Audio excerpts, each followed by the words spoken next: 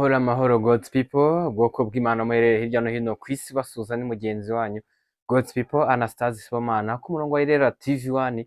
Yego dusangira byinshi cyane byimbitse tureba mbese nimba turi ku isi aho tugomba kuba turimo gukora icyo tugomba kuba dukora cyangwa turi kure y'icyo Imana ishaka yuko twakagombye kuba dukora. Niyo mpamvu kuri murongo twiga byinshi cyane bitandukanye ku murongo wa Irera TV1 turebera hamwe icyo dukwiriye kuba twaba dukora nk'uko Imana ibishaka.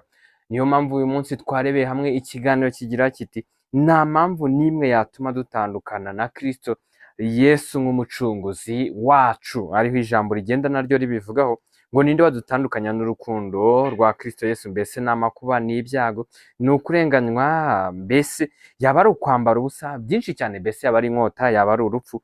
Ariko ijambo ry'Imana rikomeza ritwereka ngo ahubwo muri ibyo byose turushishwaho kunesha n'uwadukunze. Wadukunze niwe turushishaho kunesha, kuko mu gihe twageze mu maboko y'umunyembaraga nta kibasha kumutuvanamo. Niyo mpamvu ntawugwa cyangwa ntawubivamo mu gihe abigezemo, ariko undi bigaragara yuko abivuyemo yari abirimo, aba yibeshyeraga cyangwa banamubeshyeraga yuko abirimo ariko atabirimo, bakamubeshyera ko afite agakiza ariko nta kari gahari. Ndabashimiye ikiganiro ku buryo burambuye turagisanga ku murongo kuri YouTube ku murongo wa Irera TV1.